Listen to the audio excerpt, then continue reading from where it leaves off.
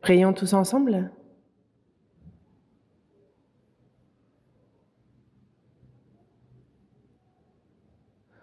Dieu notre Père, toi qui nous aimes, toi qui es saint et miséricordieux.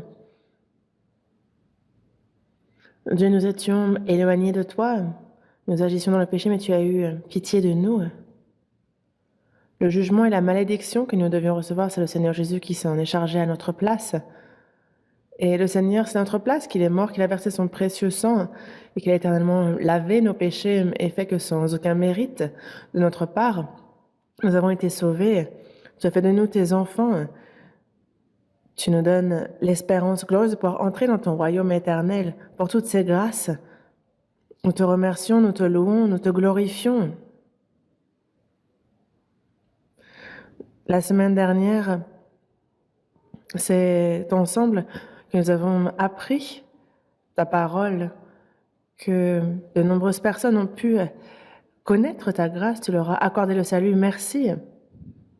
Nous qui avons reçu la rédemption par le précieux sang versé pour nous, afin que nous puissions bien vivre comme il se doit en tant que des enfants, que ce soit par ta parole puissante, que nous soyons soutenus, que notre vie, notre cœur soit chaque jour renouvelé. Et Seigneur, toi qui reviens dans peu de temps, que nous puissions nous tenir dans ta gloire à ton retour, et c'est notre prière à ton égard. Et il y a aussi autour de nous des âmes qui ne sont pas encore sauvées. Ouvre leur cœur, qu'ils puissent véritablement comprendre ta grâce et guide-les jusqu'à ton salut.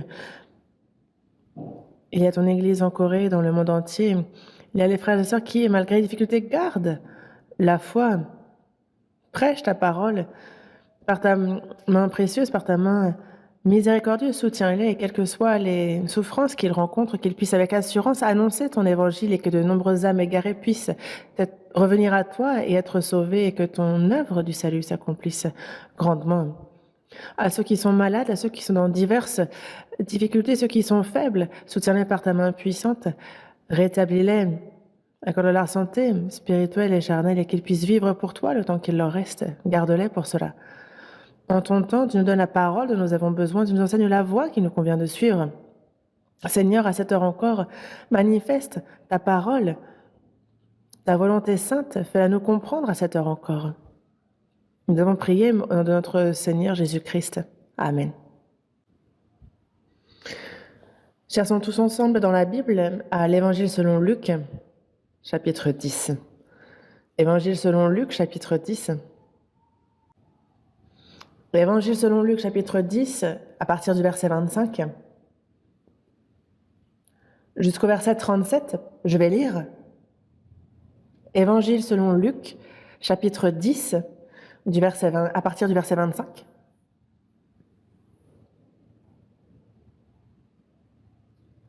Luc, chapitre 10, à partir du verset 25. Un docteur de la loi se leva et dit à Jésus, pour l'éprouver, « Maître, que dois-je faire pour hériter la vie éternelle ?» Et Jésus lui dit, « Qu'est-il écrit dans la loi? Qui lis-tu » Il répondit, « Tu aimeras le Seigneur, ton Dieu, de tout ton cœur, de toute ton âme, de toute ta force et de toute ta pensée, et ton prochain comme toi-même. » Tu as bien répondu, lui dit Jésus. Fais cela et tu vivras. Mais lui, voulant se justifier, dit à Jésus, et qui est mon prochain? Jésus reprit la parole et dit, un homme descendait de Jérusalem à Jéricho. Il tomba au milieu des brigands qui le dépouillèrent, le chargèrent de coups et s'en allèrent, le laissant à demi-mort. Un sacrificateur qui par hasard descendait par le même chemin, ayant vu cet homme, passa outre. Un lévite qui arriva aussi dans ce lieu, l'ayant vu, passa outre. Mais un samaritain qui voyageait, étant venu là, fut ému de compassion lorsqu'il le vit. Il s'approcha et banda ses plaies en y versant de l'huile et du vin, puis il le mit sur sa propre monture, le conduisit à une hôtellerie et prit soin de lui. Le lendemain, il tira 2 deniers, les donna à l'hôte et dit « Aie soin de lui, Et ce que tu dépenseras de plus, je te le rendrai à mon retour. Lequel de ces trois te semble avoir été le prochain de celui qui était tombé au milieu des brigands? C'est celui qui a exercé la miséricorde envers lui, répondit le docteur de la loi. Et Jésus lui dit, va, et toi, fais de même. Jusqu'ici? La semaine dernière, on a eu de nombreux jours froids. Et pourtant, chaque jour, nous sommes réunis pour apprendre avec zèle la parole. Et cette fois encore, de nombreuses personnes ont participé, compris la grâce de Dieu et reçu le salut. J'y crois et je rends grâce à Dieu et à lui la gloire.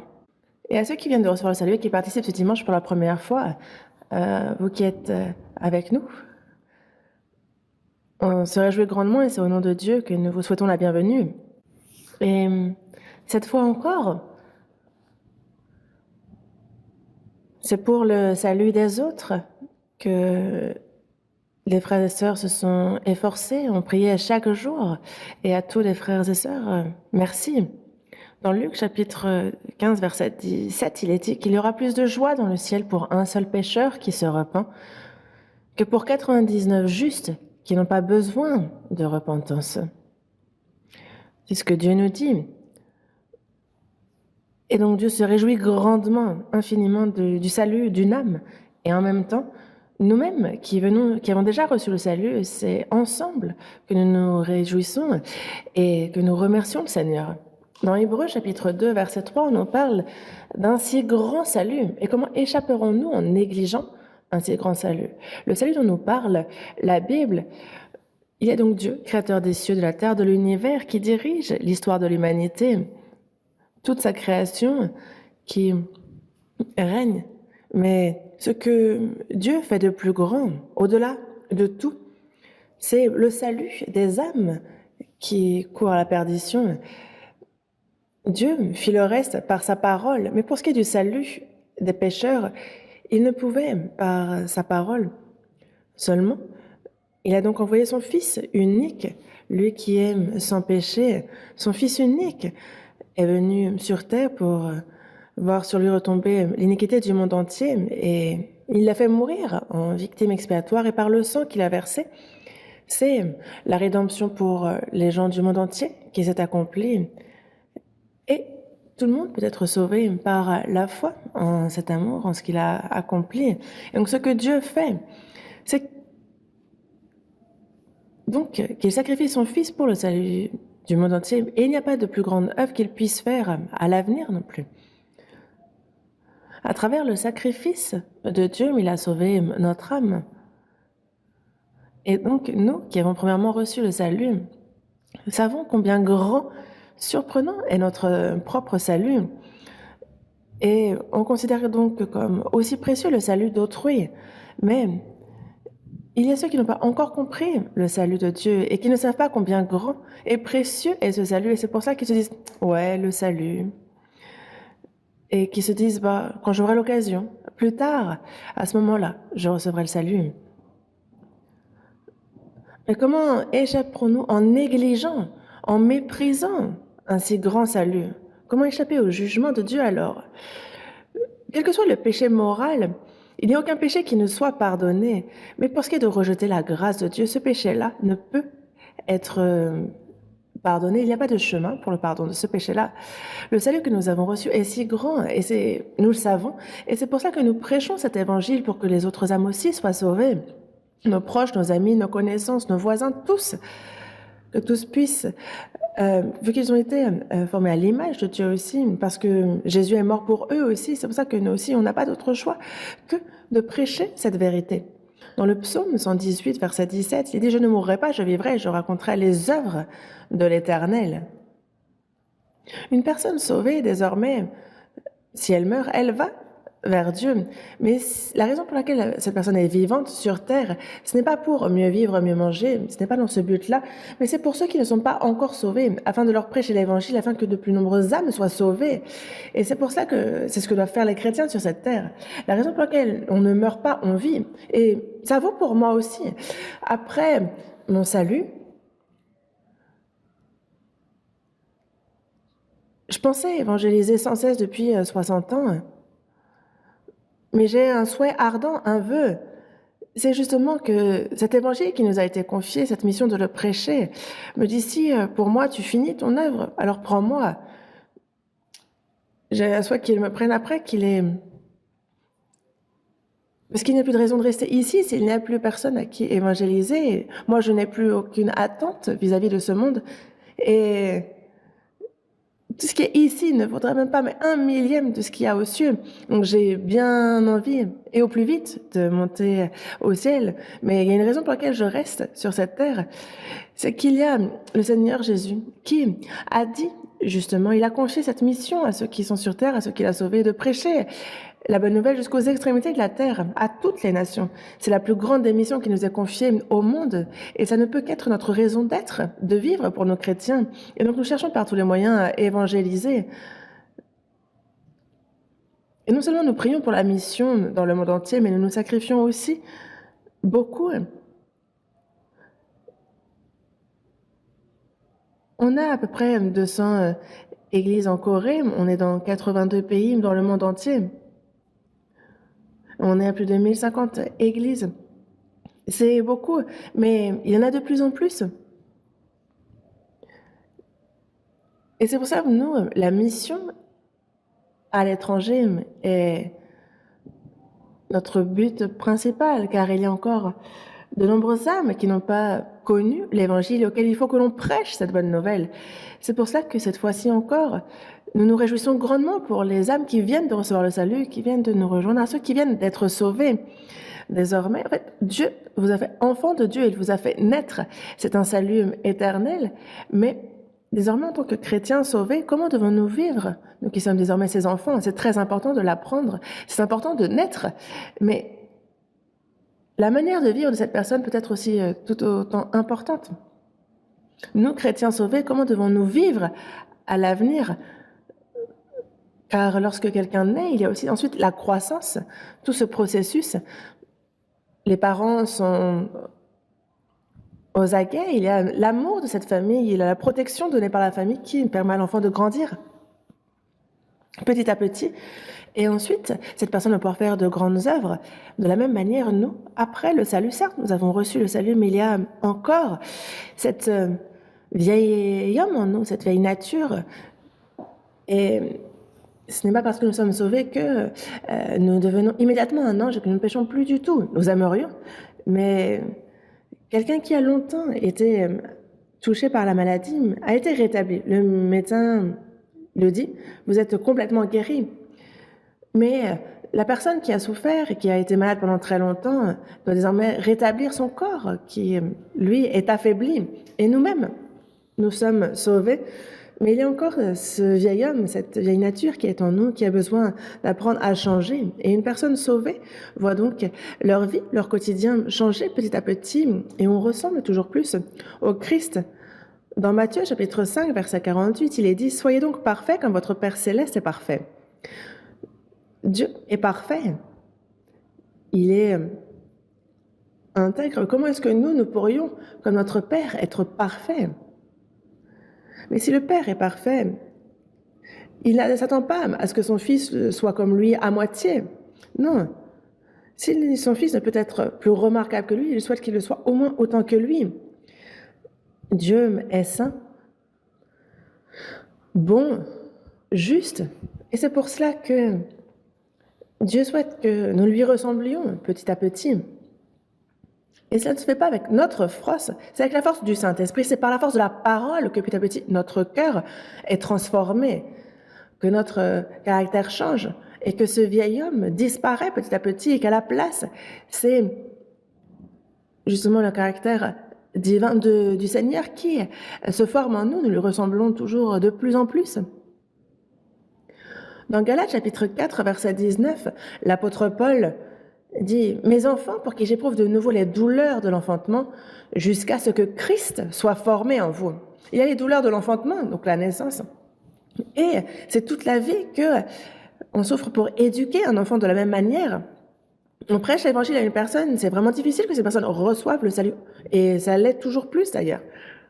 On a la civilisation, la science, la vie qui s'améliore, tout qui se développe, mais les hommes tentent désormais à ne plus réfléchir. Et il y a tellement de fausses doctrines, de fausses voies. Il y a aussi tous ceux qui sont contre la bonne nouvelle. Et donc de nos jours, petit à petit, c'est de plus en plus difficile de recevoir le salut. Et il est véritablement difficile de prêcher, d'évangéliser une âme, vraiment. Mais certes, le salut est différent, on parle des douleurs de l'enfantement, mais une personne sauvée, on ne va pas la laisser en plan. Une personne qui est déjà sauvée va prier, aider cette personne. Et petit à petit, cette personne va changer. Un nouveau-né, lorsqu'il vient au monde, que peut-il faire tout seul? Rien. Il est sous la protection, sous le regard de toute la famille.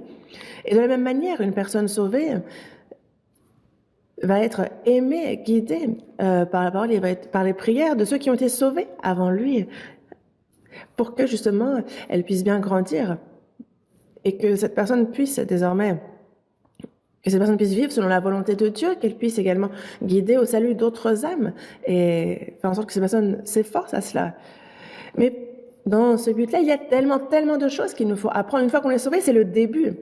Le salut est parfait.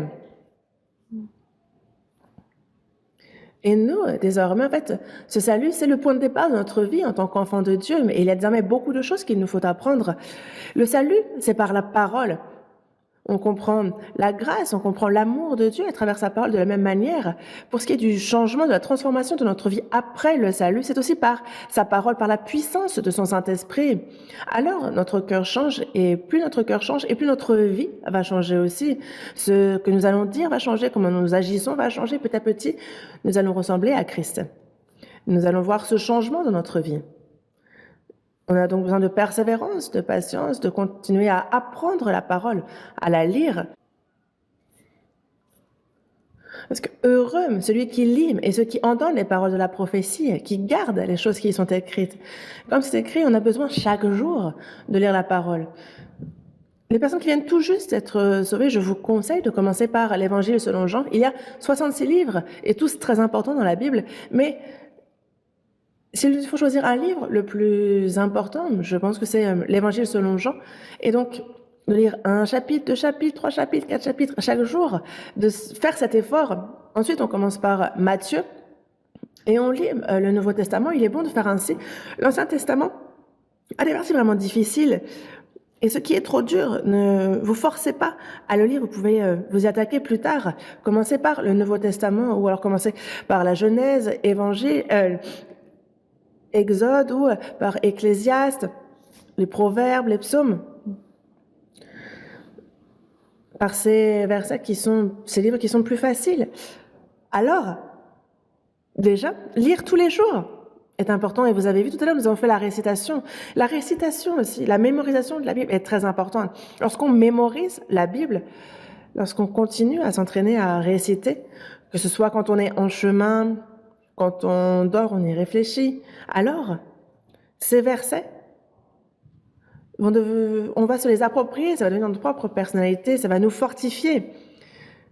Et donc, dans le psaume 119, verset 11, il nous est dit « Je serre ta parole dans mon cœur afin de ne pas pécher contre toi. » Lorsque la parole est dans notre cœur, alors le Saint-Esprit, à travers cette parole, va faire en sorte que nous ne péchions pas, afin que nous puissions... Il va nous donner la force pour obéir à la parole de Dieu. Et c'est pour ça que la parole est très importante. Et donc, petit à petit, nous allons être transformés. Et lorsque le Seigneur va venir, il va aller jusqu'à transformer notre chair pour un corps divin, un corps glorieux. Et donc, petit à petit, que ce soit notre vie, que ce soit notre quotidien, en tant qu'enfant de Dieu, nous allons voir ce changement. Il y a ce processus de transformation. Et c'est pour cela que Seul, ça ne fonctionne pas. Et il nous faut être dans la communion, il nous faut prier ensemble, partager, apprendre la parole,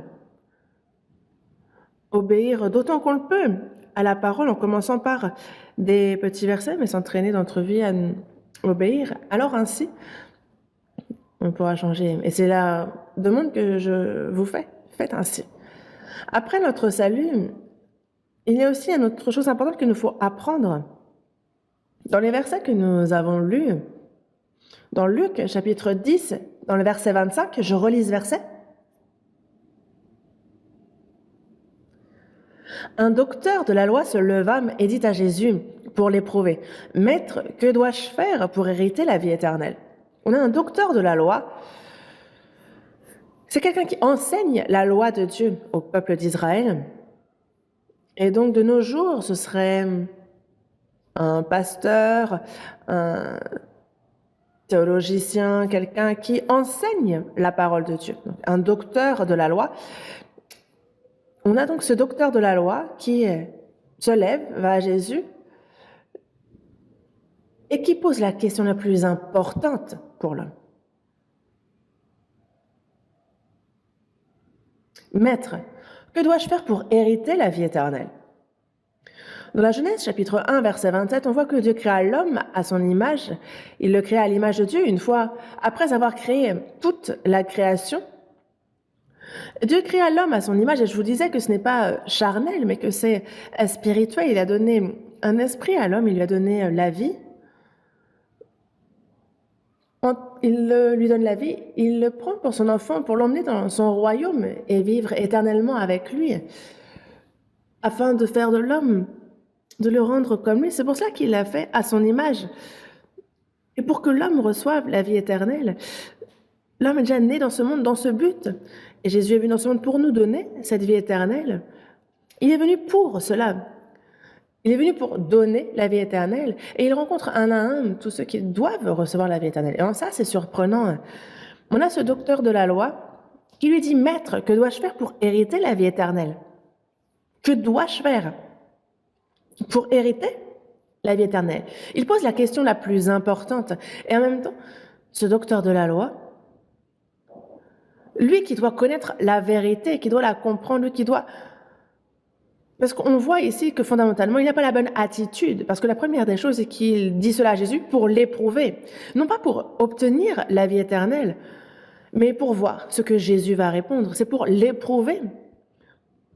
Jésus, c'est Dieu, il est créateur. C'est Dieu fait homme, venu sur terre pour le salut des hommes. Mais l'homme cherche à éprouver Jésus. Et ça, c'est surprenant. Dans Deutéronome, il est dit, vous ne tenterez point l'Éternel, votre Dieu. Ne tentez pas l'Éternel.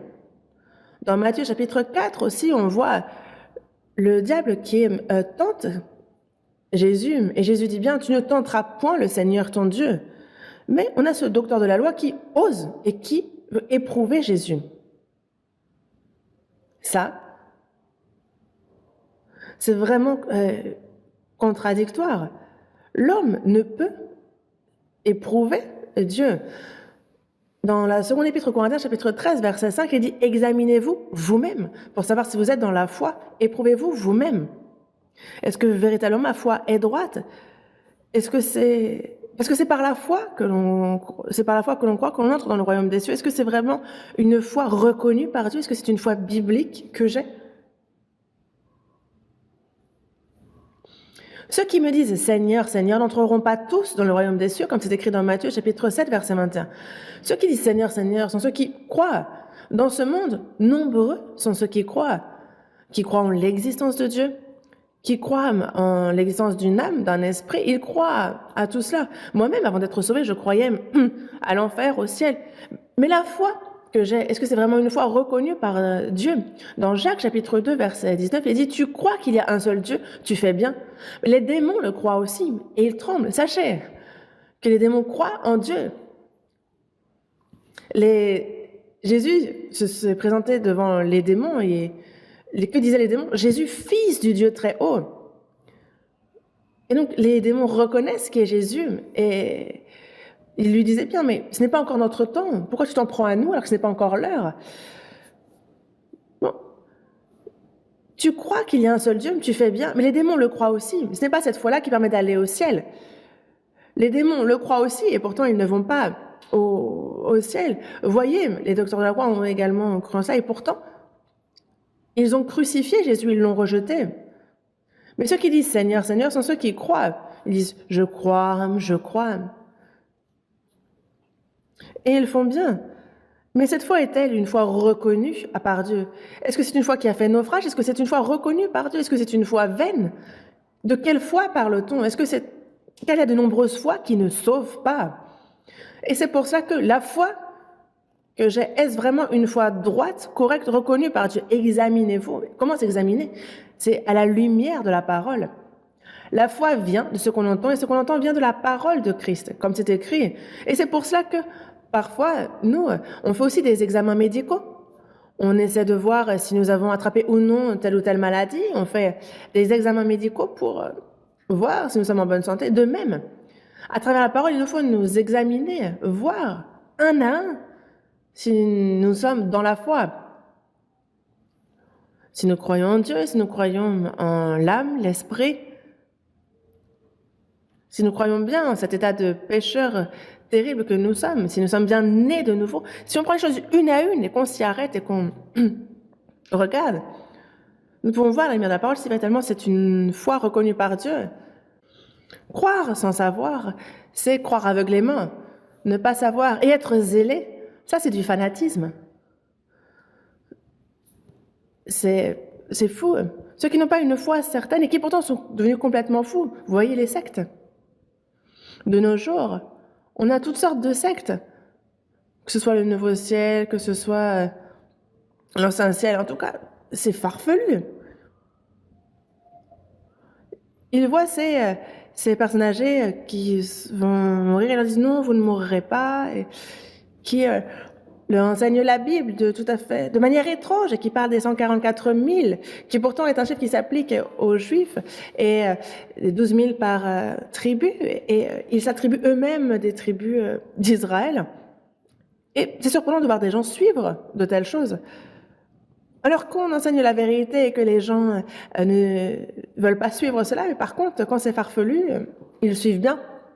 En tout cas, il y a toutes ces très mauvaises foi. En tout cas, on n'a pas à éprouver Jésus, c'est soi-même qu'il faut examiner pour avoir une foi certaine. Et une autre erreur que commet ici cet homme, il dit « Que dois-je faire pour hériter la vie éternelle ?» Ça, c'est totalement faux. Et nous, vous savez, nous le savons. J'ai reçu le pardon de mes péchés, je suis né de nouveau, j'ai reçu la rédemption, tout cela. Nous savons bien que ce n'est pas par nos bonnes œuvres, ce n'est pas par nos efforts. Il n'y a personne qui reçoive cela par ses efforts, en ayant fait quoi que ce soit.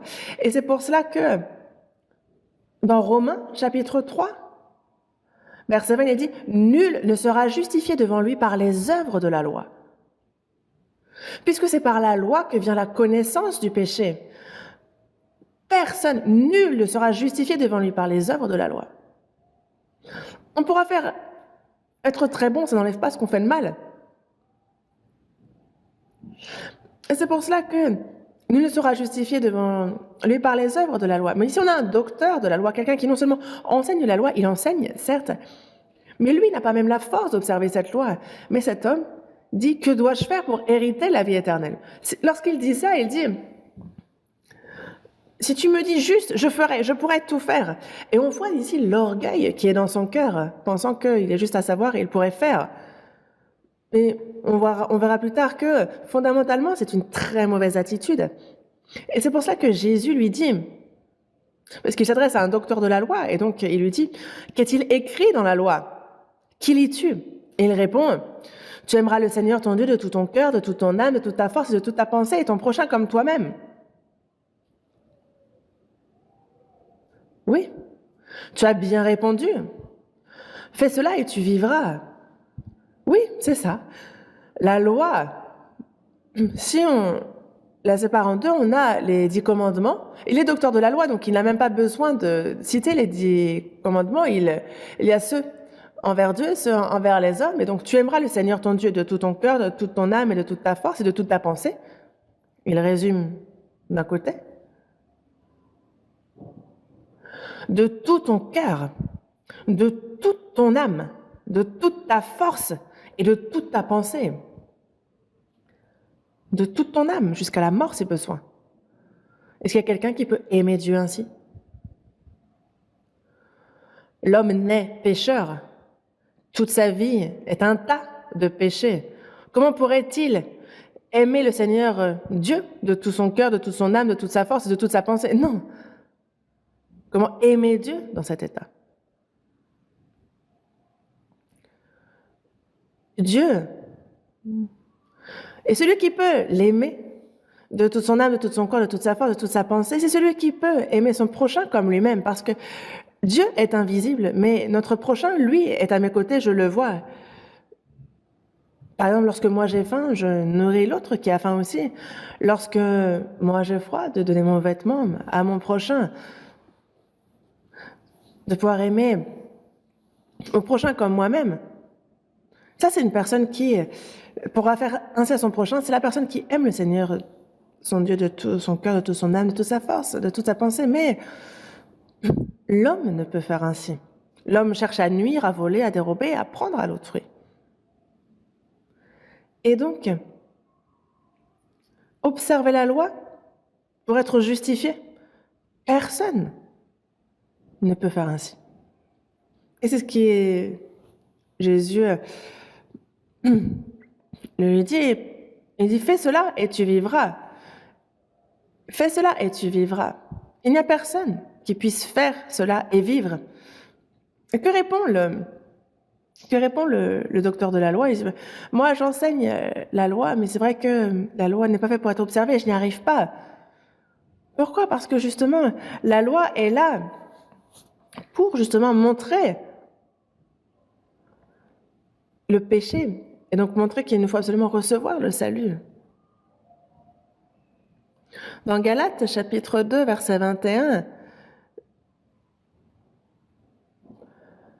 parce que je ne rejette pas la grâce de Dieu, car si la justice s'obtient par la loi, Christ est donc mort en vain. Ce n'est pas par la loi qu'on obtient la justice, parce que sinon Christ serait mort en vain. Jésus, lui, a pris mes péchés et il est mort à ma place. Mais le docteur de la loi est là. Moi, je peux. Je vais le faire. Et il demande donc, qui est mon prochain? Mais dans quel but dit-il cela? Lui, voulant se justifier, me dit à Jésus. Et qui est mon prochain? Moi, il dit là, moi, je peux aimer mon Seigneur, mon Dieu, de tout mon cœur, de toute mon âme, de toute ma force, de toute ma pensée. Mais juste, qui est mon prochain? Enseignez-moi qui est mon prochain, et moi, je l'aimerai comme moi-même. Ah. En réalité, ici, mais il est vraiment sans gêne, il est vraiment orgueilleux. Et c'est pour ça que Jésus voit cet homme, et il le voit orgueilleux dans toute sa splendeur, il le voit hypocrite. Et c'est pour ça que Jésus reprit la parole et dit, Jésus, ici, lorsqu'il parle d'une vérité très importante, il prend des exemples compréhensibles par tous. Et Jésus reprit la parole et dit, un homme descendait de Jérusalem à Jéricho. Il tomba au milieu des brigands qui le dépouillèrent, le chargèrent de coups et s'en allèrent, le laissant à demi-mort. De quoi parle-t-il ici? C'est qu'on a Jérusalem, la ville sainte, et il descendait de Jérusalem. Jérusalem est en hauteur. Elle est à peu près à 762 mètres au-dessus du niveau de la mer. Elle est en hauteur. Jérusalem est la cité sainte. Il descend de Jérusalem à Jéricho. Quand on dit qu'il descend, c'est qu'il se corrompt. Justement, c'est la déchéance. On a Jérusalem qui est à peu près à 762 mètres au-dessus du niveau de la mer. Jéricho, par contre, est 250 mètres au-dessous du niveau de la mer. Et si on va encore un peu plus loin, on a la mer Morte qui est à 398 mètres au-deçà du niveau de la mer. 398 mètres en dessous du niveau de la mer, et donc le lieu le plus bas. On a Sodome et Gomorrhe, donc, qui ont été touchés, qui ont été détruits par le soufre et le feu. Mais je m'y suis rendue à 2 reprises, et vraiment, on peut voir ce soufre. On a encore des boules de soufre encore qui pourraient s'enflammer si on y mettait le feu. On a Sodome et Gomorrhe qui sont encore là. On a Jérusalem qui est la cité sainte. Et on a en fait la mer Morte tout en bas qui est l'ombre de l'enfer, là où il n'y a pas même un seul poisson qui puisse survivre dans un tel environnement. C'est donc l'ombre de l'enfer. Et on a Jéricho, entre-temps, qui est vraiment la pire des villes, là où tous se sont corrompus, qui sont éloignés de Dieu. C'est ce que cette ville représente. Mais je me suis rendue aussi sur ce chemin. Je suis descendue de Jérusalem à Jéricho aussi. J'ai suivi ce chemin. Ça fait à peu près 35 kilomètres, mais c'est vraiment en pente. C'est assez biscornu, mais c'est en pente. Et il n'y a pas d'arbres, il n'y a que des grands rocs. Et les hommes passent par là. Et il arrive que les brigands soient cachés derrière les rochers, qu'ils attaquent pour les dépouiller justement de leurs biens. Et réellement, ça arrivait. Et donc Jésus parle ici, à travers, dans son exemple qu'il prend, de quelque chose qui se passe réellement. Un homme descendait de Jérusalem à Jéricho, il tomba au milieu des brigands qui le dépouillèrent, le chargèrent de coups et s'en allèrent en le laissant à demi-mort. Ils le dépouillèrent de tout ce qu'il avait. Et donc ils l'ont laissé à demi-mort, après l'avoir chargé de coups. De quoi parle-t-on ici ?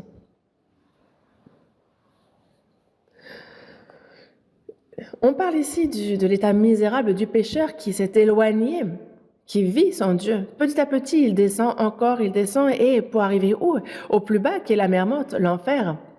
Et tomba au milieu des brigands. On a le diable qui est caché ici, mais est là, et qui charge de coups, qui dépouille ceux qui sont sans Dieu. Et on parle ici de l'état complètement perdu de la personne qui a été ainsi attaqué par le diable. Il n'a plus la force de se relever, et peu de temps après, certainement, il va même mourir. Et c'est là l'état de tout homme misérable.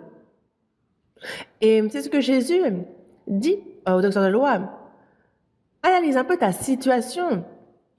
Tu dis pouvoir aimer ton Dieu, aimer ton prochain comme toi-même, tu dis être juste. Mais toi-même, tu ne fais pas exception.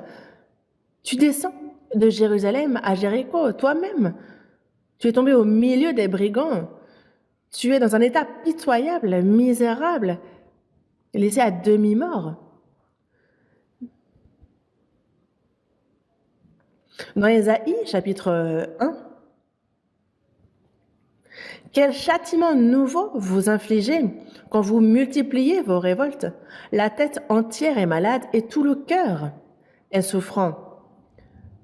Quel châtiment nouveau vous infligez? Parce que la tête entière est malade et tout le cœur est souffrant. De la plante du pied jusqu'à la tête, rien n'est en bon état. Ce ne sont que des blessures, contusions, plaies vives qui n'ont ni été pansées, ni bandées, ni adoucies par l'huile. Et donc, cet homme qui descend de Jérusalem à Jéricho est dans cet état, et c'est l'état de tout pécheur, et c'est également l'état du docteur de la loi. Mais lui est là, qui est mon prochain? Moi, je peux l'aimer comme moi-même. Qui est mon prochain? Si seulement tu me dis qui est mon prochain, moi, j'aimerais ce prochain comme moi-même. Est-ce que ça tient? Il n'est pas là pour chercher qui est son prochain, mais il doit chercher le prochain qui pourrait, lui, le sauver, lui. Mais il a compris le contraire. Lui qui est orgueilleux mais est hypocrite.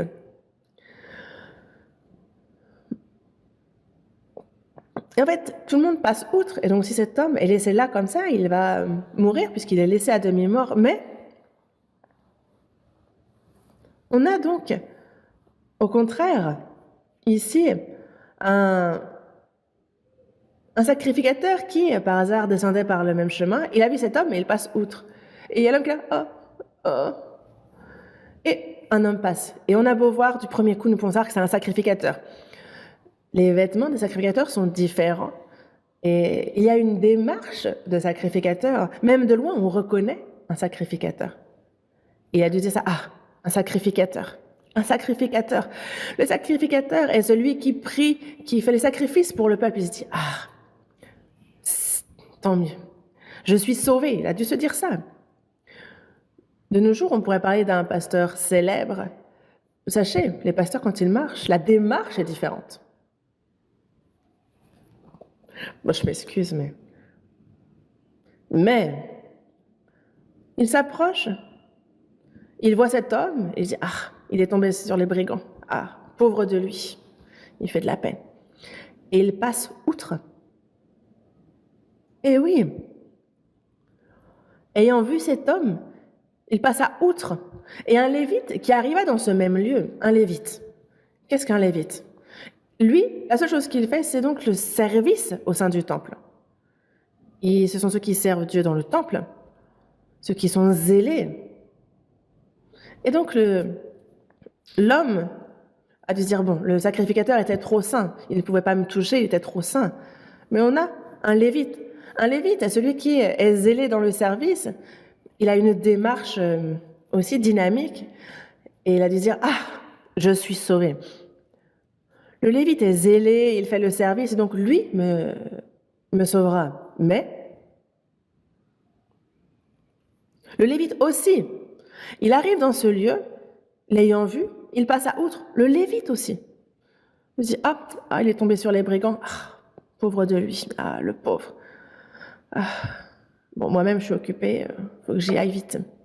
Il passe outre. Vous savez ce que ça nous enseigne?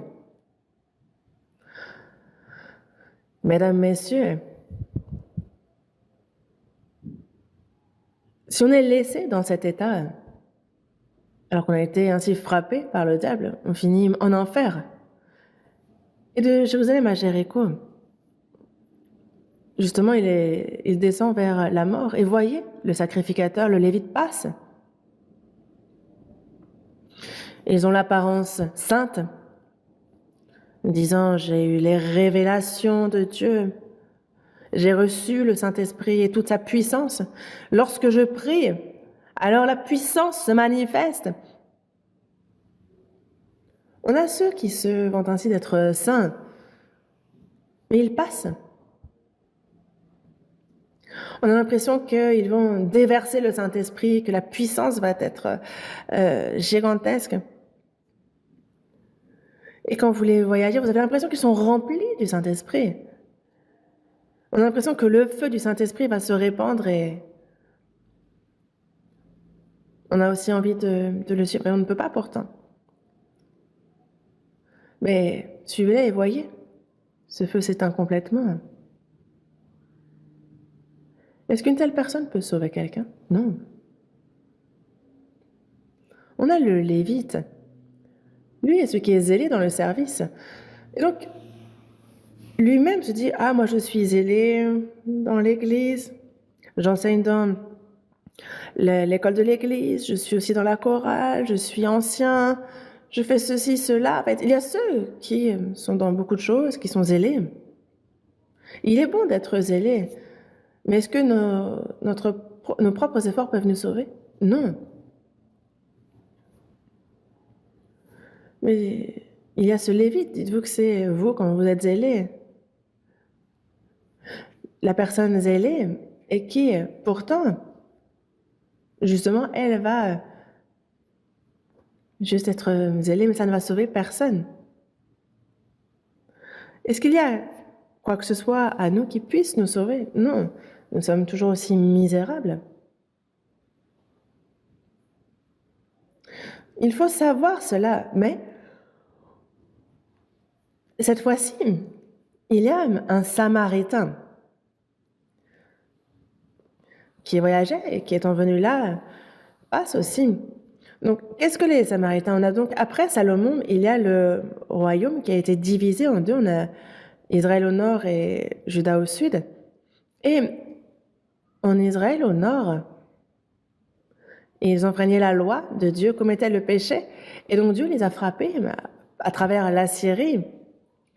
Et donc il y a l'Assyrie qui en 701 va justement détruire Israël au nord et les prendre. Et donc Israël au nord se mélange avec les païens. Les Juifs et les païens se mélangent. Et donc,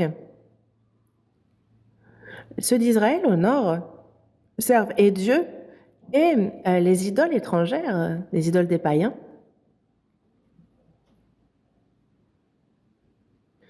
C'est devenu un gros bric-à-brac. Et donc, les Juifs considèrent les Samaritains comme des mêlés, et donc comme des traîtres, comme ceux qui sont mélangés avec les païens. Et ils ne les considèrent pas plus que des chiens. Ils n'ont pas affaire à eux.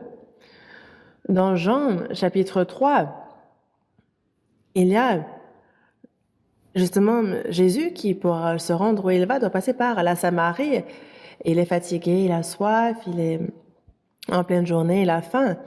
Et il se retrouve sur juste un puits en Samarie, et il y a une femme qui vient pour puiser, une femme qui a commis de nombreux péchés. La différence des autres femmes, elle ne va pas puiser le matin ou le soir. Pourquoi? Parce que sa réputation la devance. Elle a séduit les hommes d'autres, Monsieur Dupont, Monsieur Truc, Monsieur Machin. Elle en est à son 6e homme. Jésus la voit et c'est une femme pleine de péchés. Et il lui demande de l'eau et elle dit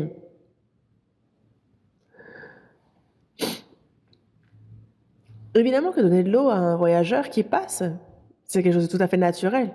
Mais elle le regarde et elle est samaritaine et dès qu'elle le voit, elle a beau dire il est juif. Donc elle lui dit toi t'es juif et à moi, samaritaine, tu me demandes de te donner de l'eau. Waouh, t'es bien tombé. Tu penses que je vais te donner de l'eau? Tu rêves?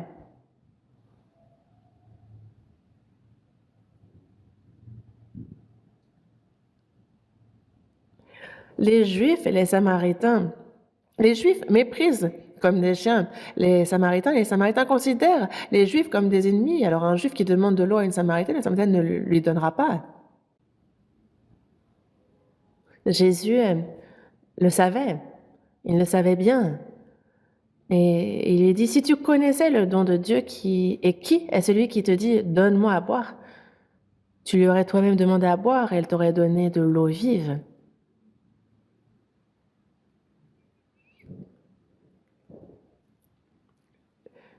Tu m'aurais demandé à boire et je t'aurais donné de l'eau vive. Il parle ici de donner le salut.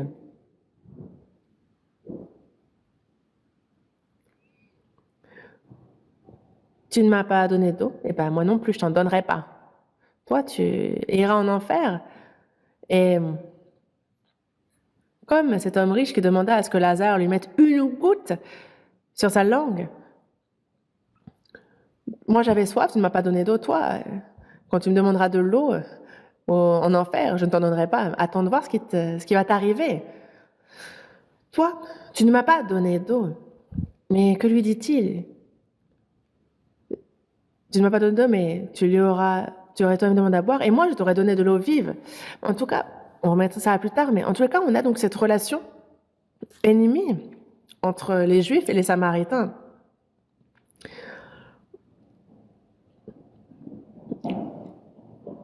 Et vous voyez ce que les Juifs ont également dit de Jésus. Tu es Samaritain, tu as un démon. Et qu'on dit de Jésus qu'il est un Samaritain, on le méprise, vraiment, on lui dit qu'il a un démon en lui. Donc c'est vraiment du dédain. Et vous voyez combien ils ont méprisé Jésus, lui disant, tu es un Samaritain. Mais Jésus réplique, je n'ai point de démon, mais j'honore mon Père et vous m'outragez. Vous m'outragez. Et Jésus est donc ici, ce Samaritain dont nous parlons. Le Samaritain regarde et voit cet homme sur le point de mourir après avoir rencontré les brigands. Et il regarde et il voit que cet homme est un juif. On a le sacrificateur qui est passé outre, on a le lévite qui est passé outre, mais ce Samaritain s'arrête. Ce Samaritain, s'il était un homme lambda, un Samaritain comme les autres, il se serait dit ah, un juif, bien fait pour toi, tu as de la chance que je ne te mette pas le coup décisif. Un juif, ce qui nous méprise. Dis-toi heureux que je ne t'achève pas. Mais on a ce Samaritain ici.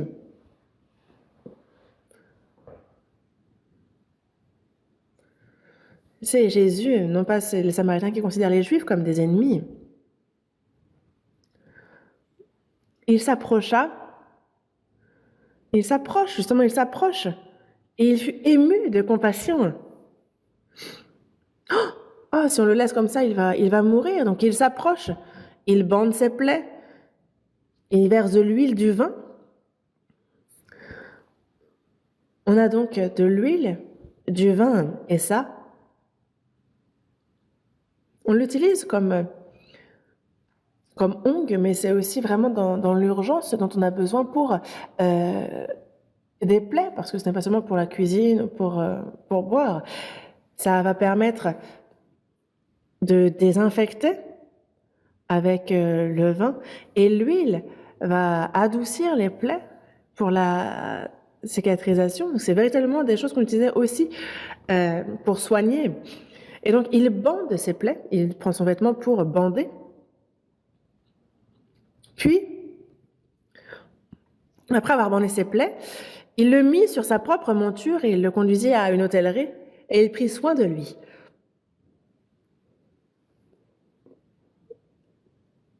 On ne sait pas si c'était un âne ou un cheval, mais en tous les cas, il le mit sur sa propre monture et il le conduisit à une hôtellerie, donc là où on peut se reposer.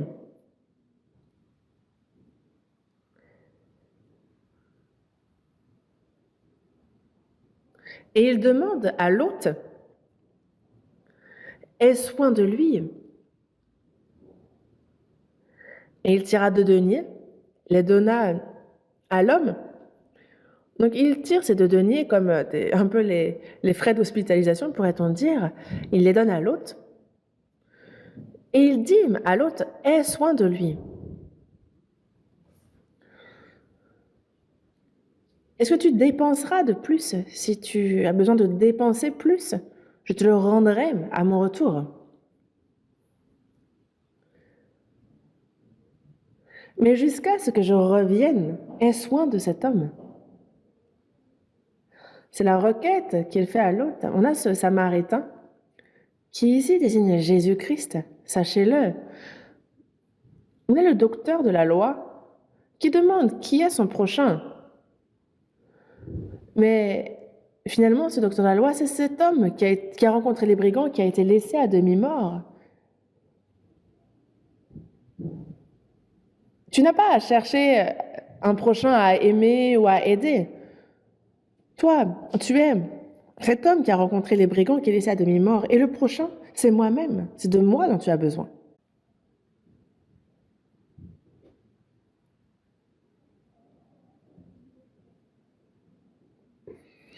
L'huile et le vin. L'huile désigne le Saint-Esprit. Dans la seconde épître aux Corinthiens, on nous parle justement du Saint-Esprit qui est comparé à l'huile. Le Saint-Esprit, le vin, symbolisant le sang de Jésus. Jésus rompit le pain et après avoir rendu grâce, il leur donna en disant « Ceci est mon corps qui est donné pour vous ». Et lorsqu'il donne du vin, il dit « Buvez, ceci est mon sang ». Donc on a ces blessures pour nos pécheurs qui nous avons été blessés par le diable. On est laissé à demi-mort. Comment penser ces plaies-là? Par le sang, par l'esprit.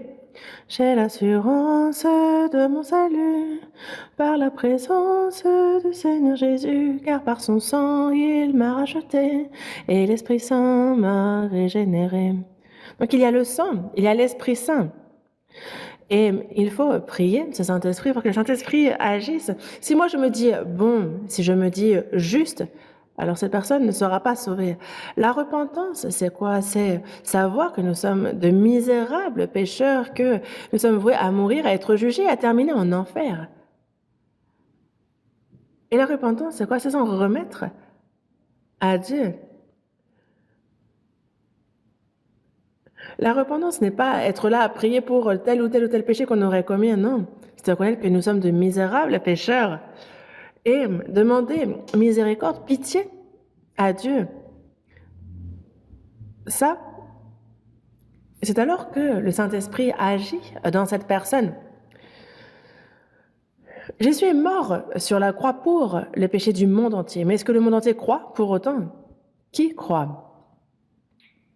Avant de connaître la grâce de Dieu, il faut déjà connaître que nous sommes de misérables pécheurs, que nous sommes nés pécheurs, qu'on a cette nature corrompue et que nous avons bu l'iniquité comme l'eau. Et donc, un beau jour, si nous mourons, nous sommes jugés et nous sommes voués à terminer en enfer.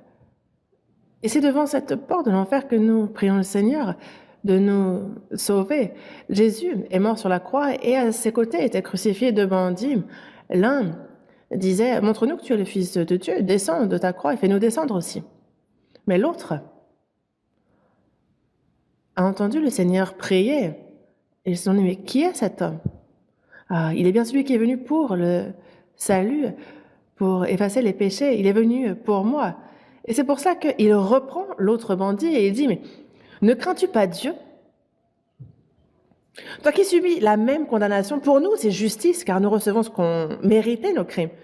Mais celui-ci n'a rien fait de mal. Ne crains-tu pas Dieu? Et il dit à Jésus, souviens-toi de moi quand tu viendras dans ton règne.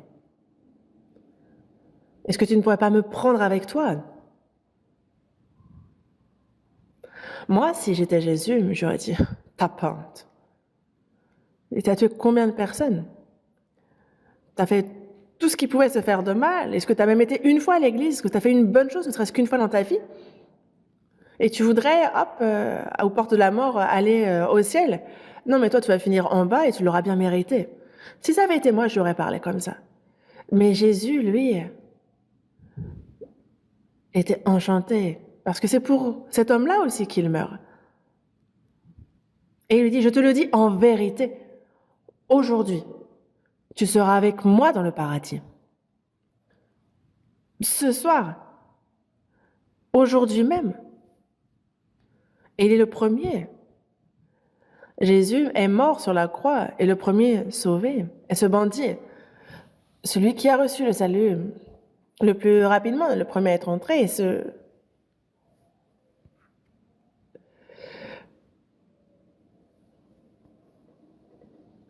Jésus a dit, tu seras avec moi dans le paradis. Jésus ne ment pas. Et comment? Il a demandé à Jésus. Sachant bien qu'il est un misérable pécheur, il lui a dit, souviens-toi de moi, emmène-moi avec toi. Et Jésus a dit, je te prends. Quand on se sait pécheur, misérable, quand on comprend cela, quand on a la repentance, alors le Saint-Esprit vient pour nous faire comprendre la grâce. Dans Jérémie, chapitre 29, verset 13, il dit, vous me chercherez et vous me trouverez, si vous me cherchez de tout votre cœur. Quand vraiment on demande la grâce de Dieu, alors hop, il nous aide à recevoir la grâce. Le Saint-Esprit, on a l'huile, on a le vin, donc on a le Saint-Esprit qui vient et qui fait comprendre le sang de Jésus. L'huile, le vin, on a le sang, le Saint-Esprit. Il est bandit, ses plaies avec l'huile et le vin. Ce misérable pécheur complètement blessé, voué à finir en enfer, c'est par le sang de Jésus. Il n'y avait que ça pour penser ses plaies. Et c'est le Saint-Esprit qui fait croire au sang de Jésus. Dans Jean chapitre 15, il dit, quand sera venu le consolateur que je vous enverrai de la part du Père, l'Esprit de vérité qui vient du Père, il rendra témoignage de moi. Il rendra témoignage de moi, il vous fera comprendre justement ce qui s'est passé sur la croix. Dans la première épître aux Corinthiens, chapitre 2, verset 12, il dit, nous n'avons pas reçu l'Esprit du monde, mais l'Esprit qui vient de Dieu, afin que nous connaissions les choses que Dieu nous a données par sa grâce. Donc toutes ces grâces que Dieu nous a données, les grâces sur la croix, celui qui nous les fait comprendre pour qu'on les connaisse, c'est le Saint-Esprit. On a le Saint-Esprit, l'huile, le sang, le vin. Pour justement panser les plaies du péché. Et il l'a fait monter sur sa monture et l'a conduit à l'hôtellerie. Et ça, justement, tout ce processus-là, c'est justement le processus du salut pour le pécheur. Et donc, cette personne n'est plus en danger de mort, mais ses blessures sont profondes. Et il doit être guéri pendant un moment. On doit en prendre soin. Et qu'est-ce que cette hôtellerie, alors? Le lieu où il est guéri, et on voit le Samaritain qui confie cet homme à l'hôte. Et cette hôtellerie, c'est l'Église. L'Église est le troupeau de ceux qui ont reçu le salut. Ceux qui sont sauvés après sont ajoutés et on les confie à l'Église, et cette hôtellerie dont l'hôte est le Saint-Esprit. L'hôte n'est pas le pasteur, c'est le Saint-Esprit. On a le Saint-Esprit qui œuvre dans l'Église. Le Saint-Esprit, c'est par sa parole, par l'amour, par la grâce qu'il va guérir les saints. Et il donne 2 deniers, lui demandant de prendre soin, d'avoir grand soin de cet homme. Regardez un peu là. Il a été ému de compassion. Il a bandé ses plaies par l'huile et le vin. Il l'a mis sur sa monture pour le conduire à l'hôtellerie. Et désormais, puisque les blessures sont profondes, sérieuses et graves, sa vie n'est plus en péril, mais il doit être quand même soigné. Et après notre salut aussi, on parle ici du changement que l'on a dans notre cœur et notre quotidien. Et ça se passe à l'Église. C'est par la grâce, par la vérité. Donc ces 2 deniers que sont la grâce et la vérité, c'est par ça qu'on est changé. Dans Jean, chapitre 1, verset 17, on nous parle de la grâce et la vérité qui sont venues par Jésus-Christ. Ces 2 deniers que sont la grâce et la vérité. Après notre salut aussi, nous continuons à avoir constamment besoin de grâce. Pourquoi? Parce que même après notre salut, nous sommes encore inchangés dans notre corps. Nous pouvons encore commettre des erreurs. Et c'est pour ça que dans la première épître de Jean, chapitre 1, verset 9, il dit que si nous confessons nos péchés, il est fidèle et juste pour nous les pardonner et pour nous purifier de toute iniquité. Après notre salut, lorsque nous péchons, nous ne perdons pas le salut, mais c'est la communion avec Dieu qui est rompue. Et c'est donc pour ça qu'on dit, Père, j'aurais pas dû, merci pour ton pardon. Donc il est fidèle et juste pour nous les pardonner et pour nous purifier de toute iniquité. Et il va jusqu'à penser nos plaies, il nous purifie. Mais c'est la grâce qui nous pardonne, c'est la vérité qui nous renouvelle, qui nous change. Il a pardonné nos péchés et il nous a purifiés. Donc il y a la grâce, la vérité, la grâce qui nous pardonne et la vérité qui nous transforme. Et constamment, il est en nous et il nous transforme ainsi, il prend soin de nous, il nous guérit ainsi, jusqu'à ce qu'il revienne. Donc aie soin de lui et ce que tu dépenseras de plus, je donnerai à mon retour. Jésus est venu une première fois pour le pardon de nos péchés. Il est mort sur la croix pour la rançon, pour le prix à payer. Le Saint-Esprit est venu et nous l'a fait comprendre. Il nous fait comprendre non seulement la grâce qui nous sauve, mais également c'est lui qui va nous enseigner et nous transformer. Le Saint-Esprit nous fait comprendre la grâce pour le salut et chaque jour, il nous fait comprendre la vérité dont nous avons besoin pour être changés. Et ce, jusqu'au retour du Seigneur. Et le Seigneur, lorsqu'il revient, il dit, ce que tu dépenseras de plus, je te le rendrai à mon retour. Le Seigneur va revenir et alors nous serons perfectionnés. Et à ce moment-là, à son retour, ce que tu dépenseras de plus, Donc il y a donc aussi cette chair qu'il rendra parfaite. Lorsqu'il revient, parce qu'on a ce corps qui n'a pas encore été transformé. On a notre quotidien, notre cœur qui change petit à petit. Et au retour du Seigneur, c'est jusqu'à notre corps qui sera alors perfectionné. Dans Romains chapitre 8, il est dit qu'on attend la rédemption de notre corps. Quand est-ce que notre corps sera sauvé? Au retour du Seigneur. Et donc, dans Philippiens chapitre 3, verset 20, il est bien dit que notre cité à nous est dans les cieux. Notre cité à nous est dans les cieux. Si je suis né en Corée, je suis un citoyen coréen, certes. Mais lorsqu'on naît de nouveau, notre cité est dans les cieux. En fait, on a une double nationalité, nous. Ça, c'est sûr. Nous, notre cité à nous est dans les cieux.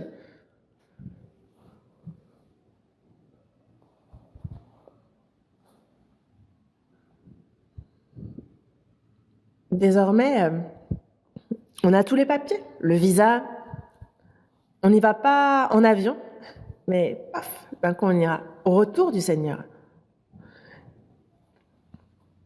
Et donc, nous attendons aussi, comme Sauveur, le Seigneur Jésus-Christ.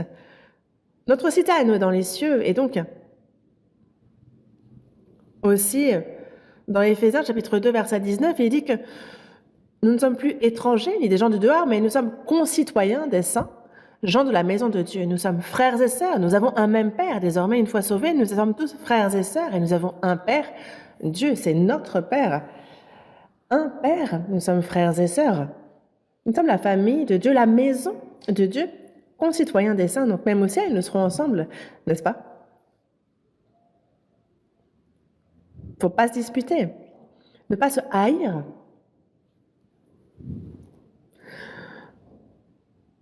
On peut avoir des caractères différents, une apparence légèrement différente. Il arrive qu'on se dispute, mais dans les difficultés, lorsqu'on est enfant de mêmes parents, on va se soutenir. On va se soutenir dans les combats. Nous sommes frères et sœurs et nous avons choisi ce chemin. Nous soutenons, nous prenons par la main, nous soutenons pour avancer avant. Nous sommes ceux qui vivront ensemble éternellement aux cieux. Nous vivons aussi ensemble sur cette terre. Et c'est pour ça que nous attendons le retour du Seigneur. Cet homme laissé à demi-mort qui avait rencontré les brigands, il a été aidé, guéri, et il y a même 2 données qui ont des données pour que ses plaies soient vraiment pensées, qu'il puisse guérir. Et on le confie à l'autre, et on lui demande d'avoir grand soin de lui jusqu'à ce que cet homme revienne. Et donc certainement que ce Juif va vraiment attendre le retour du Samaritain. Et lorsqu'il va revenir, lui qui était un misérable pécheur proche de la mort, ne va plus être dans cet état-là, n'est-ce pas? Désormais, ses plaies seront guéri, et ce sera en pleine forme qu'il va attendre et pouvoir accueillir son ami à son retour. Et nous, désormais, nous sommes sauvés. Et petit à petit, notre vie, notre cœur change. Et au retour du Seigneur, alors nous l'accueillerons parfait. Dans Philippiens chapitre 3, verset 21, il dit qu'il transformera le corps de notre humiliation en le rendant semblable au corps de sa gloire. Et c'est par le pouvoir qu'il a de s'assujettir toutes choses. Donc à son retour, ce corps aussi de notre humiliation, il sera rendu semblable au corps de sa gloire. Ce corps-là sera transformé aussi pour être semblable au Seigneur. Voyez un peu cette petite larve dégoûtante qui va grignoter les feuilles des arbres. Elle entre dans sa chrysalide et puis ensuite cette chrysalide se fend et c'est un papillon qui s'envole. Et nous, ce corps semblable à voyez la chenille et le papillon, c'est un aspect complètement différent. Le papillon va pouvoir s'envoler loin et nous-mêmes, notre corps sera transformé. Il va le rendre semblable au corps de sa gloire. Et dans la première épître de Jean, chapitre 3, verset 1, il dit « Voyez quel amour le Père nous a témoigné pour que nous soyons appelés enfants de Dieu. » Et nous le sommes. Si le monde ne nous connaît pas, c'est qu'il ne l'a pas connu. Le Seigneur, lorsqu'il revient, nous-mêmes, nous lui ressemblerons, nous serons comme lui. Nous le connaîtrons, nous le verrons. Lorsque ça sera manifesté, nous serons semblables à lui, nous le verrons tel qu'il est. Et notre corps sera transformé pour un corps de gloire, semblable au corps de sa gloire. Et quiconque a cette espérance en lui se purifie, comme lui-même est pur. Nous, ce corps même sera transformé lorsque le Seigneur va revenir et nous aurons un corps, même encore bien plus beau que ceux des anges, un corps divin. Nous serons transformés. Et quiconque a cette espérance en lui se purifie comme lui-même est pur. Donc, durant notre vie sur terre, petit à petit, on se purifie. Et pour cela, il faut s'éloigner du péché. Être séparé des gens de ce monde, de cette génération perverse. Il faut petit à petit se purifier dans la crainte de Dieu. Justement, c'est exercer à s'éloigner du monde, à être chaque jour de plus en plus pur, jusqu'à ce que le Seigneur revienne. Alors, notre corps sera transformé pour un corps semblable au corps de sa gloire. Et il l'a bien dit, ce que tu dépenseras de plus, je te le rendrai à ton retour. Il va nous transformer. Il nous parle ici de toutes les transformations que l'on connaît. Dans Luc, vous vous souvenez de tout, n'est-ce pas? Vous pouvez relire ça aussi une fois à la maison. Ce que tu dépenseras de plus, je te le rendrai à mon retour. Et juste après, donc dans le verset 36, une chose importante. Verset 36, Jésus, après avoir dit tout cela, s'adresse au docteur de la loi. Parce que le docteur de la loi lui avait demandé « Qui est mon prochain ?» Et Jésus lui explique donc qui est son prochain. Et donc on a le docteur de la loi qui est aussi ce juif qui a rencontré les brigands. Mais dans Luc, chapitre 10, verset 30, quand on voit les gens expliquer ce passage, ils oublient le plus important. Que nous-mêmes, nous étions cet homme qui a rencontré les brigands. Et ne vous méprenez point. Dans ce passage, nous sommes, chacun d'entre nous, cet homme qui a rencontré les brigands. Mais on a le docteur de la loi qui demande lequel. Qui est mon prochain? Qui est mon prochain, il demande. Et Jésus lui demande, lequel te semble avoir été le prochain de celui qui était tombé au milieu des brigands? À quel moment le docteur de la loi a-t-il compris qu'il était le Samaritain? Non, c'est l'inverse.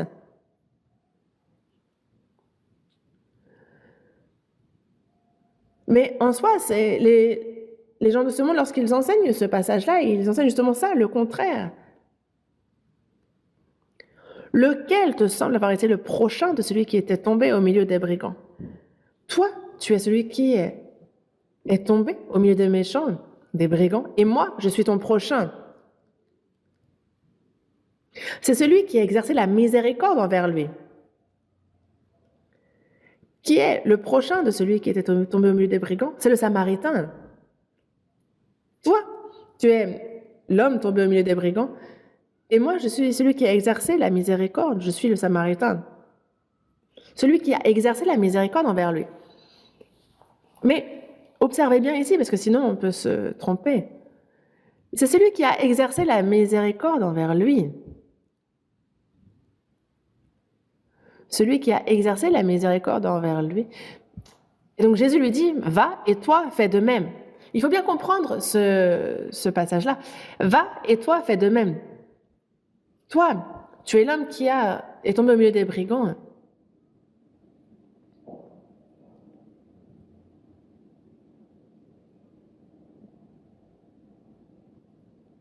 Et si tu as bien justement reçu cette miséricorde, toi-même, va et transmets cette miséricorde.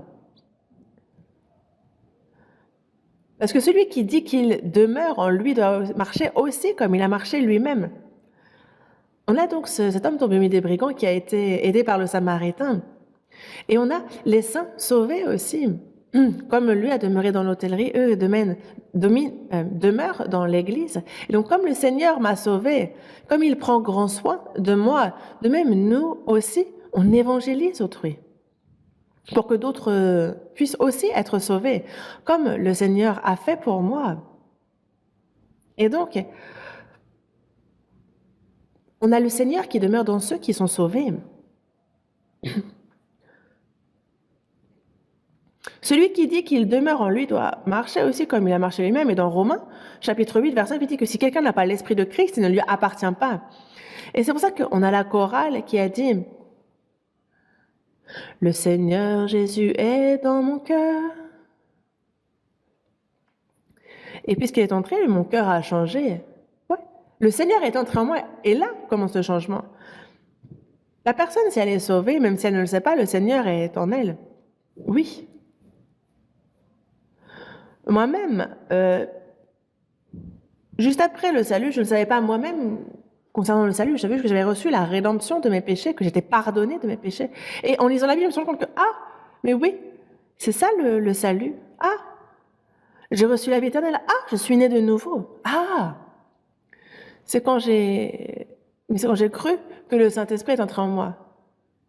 Le Seigneur a pris tous mes péchés, il est entré, demeure en moi. Et c'est pour ça que dans Galates, chapitre 3, verset 2, ce n'est pas par les œuvres de la loi que nous avons reçu l'Esprit qui vient de Dieu. C'est le Saint-Esprit qui nous a fait connaître la grâce de Dieu. Dans la première épître aux Corinthiens, chapitre 2, verset 12, nous avons reçu l'Esprit qui vient de Dieu, et c'est afin que nous connaissions les choses que Dieu nous a données par sa grâce. Non seulement il nous les fait comprendre, mais en plus il est entré en nous. Le Seigneur est venu, il a pardonné mes péchés, il est entré en moi. Et dans Jean, on voit que en ce jour, le jour où nous avons reçu le salut, vous saurez que je suis en vous et que vous êtes en moi. Oui, le Seigneur est en moi, il est et demeure en moi. Le Seigneur et moi-même, désormais on est inséparables. Dans la première épître aux Corinthiens, chapitre 6, verset 17, il dit que celui qui s'attache au Seigneur est avec lui un seul esprit. Vous prenez du fer et vous le mettez dans les braises. Vous avez le feu qui va prendre le fer et le fer qui sera dans le feu. Vous mettez ça dans la fournaise. Après, vous voyez le fer, quand vous le retirez du feu, il est rouge, il est flamboyant. Est-ce que c'est du fer? Est-ce que c'est du feu? C'est du fer en feu. En fait, le fer est entré dans le feu et le feu est entré dans le fer. En fait, ils sont devenus un aussi. C'est assez surprenant, mais on a le Seigneur qui est en moi et je suis en lui. Celui qui s'attache au Seigneur est avec lui un seul esprit. Désormais, on est inséparables. Et c'est vraiment surprenant. Où est le Seigneur? Il est en moi. Dans Galates, chapitre 2, verset 20, il est dit que j'ai été crucifié avec Christ. Et si je vis, ce n'est plus moi qui vis, c'est Christ qui vit en moi. Le Seigneur est en moi et c'est vraiment très important. Désormais, il est le Seigneur, le Maître dans ma vie. Ce n'est plus moi qui décide comme je le faisais avant et moi je vivais comme bon me semblait auparavant. C'est fini. Jésus est mort pour mes péchés sur la croix et on a le Seigneur en nous. On a désormais un nouveau Seigneur, un nouveau Maître en nous et il est mon Seigneur éternel. Je vis et je meurs si c'est sa volonté. Que je vive ou que je meure, que ce soit selon ta volonté. Et il vous faut savoir que le Seigneur est le maître de ma vie. Ce n'est plus moi qui vis, c'est Christ qui vit en moi.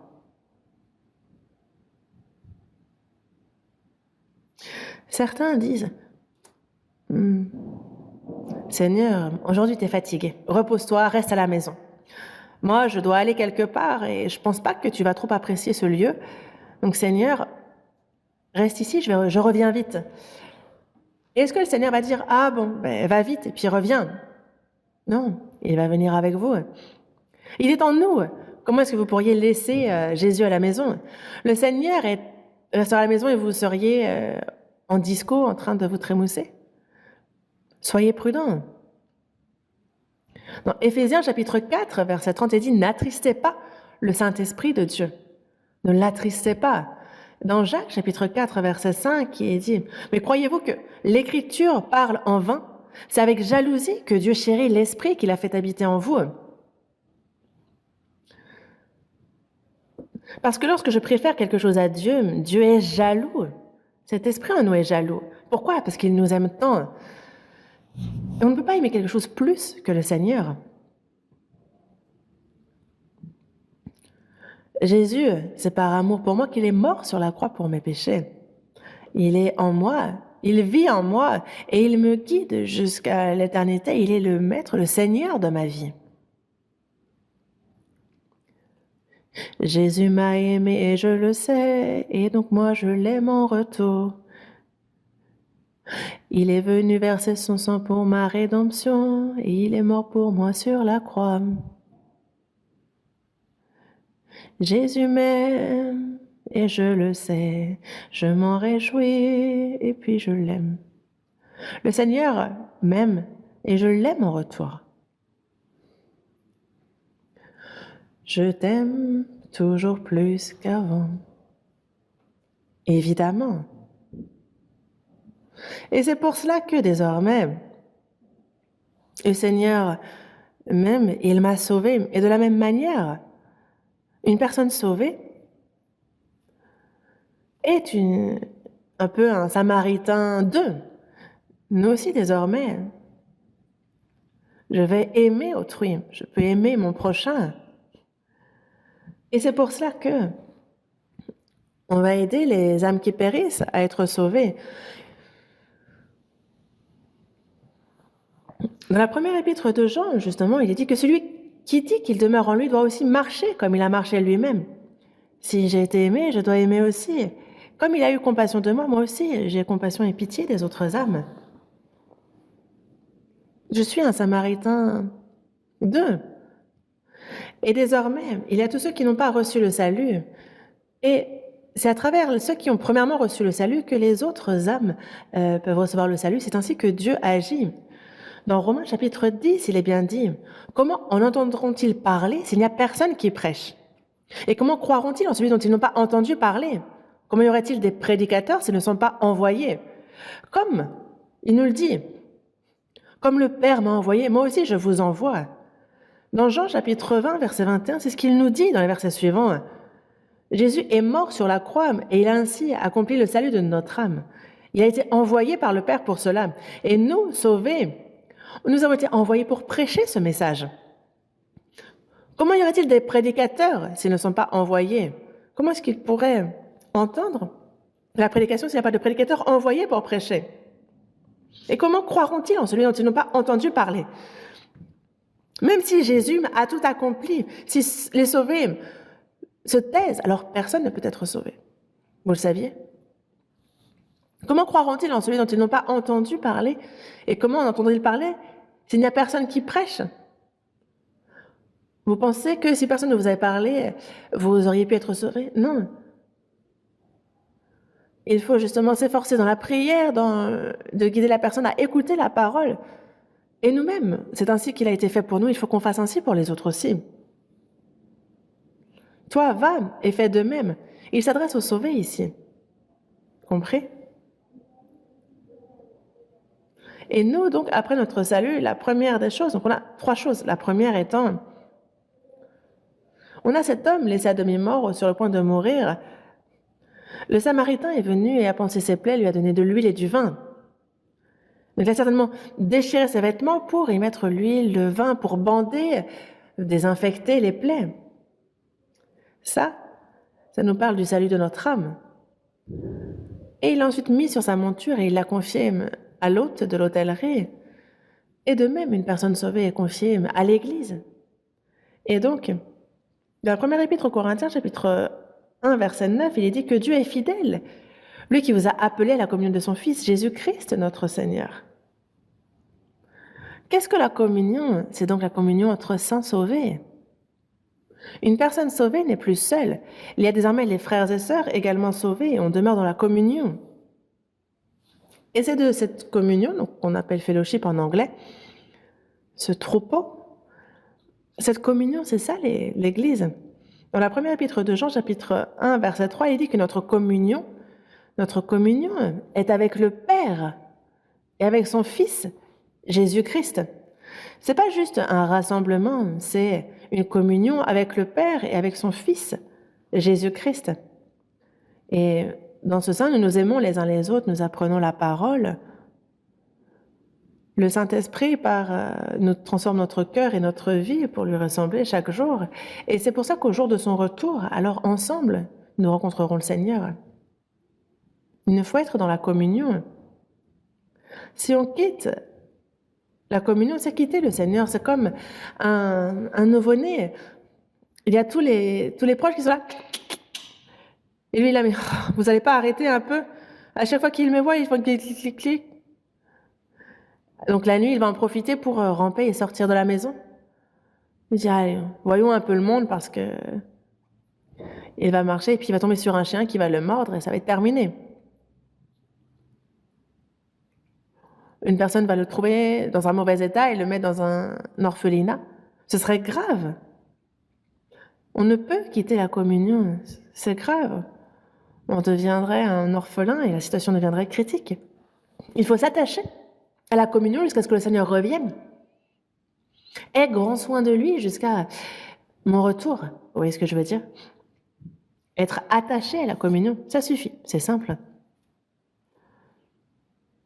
Un enfant grandit à petit dans l'amour, sous la protection de sa famille. Et c'est pour ça que nous, c'est au sein de son Église qu'on a le Saint-Esprit, le Seigneur qui prenne soin de nous. On s'aime les uns les autres, on apprend la parole et chaque jour, justement, il nous fait grandir et nous attendons ce retour.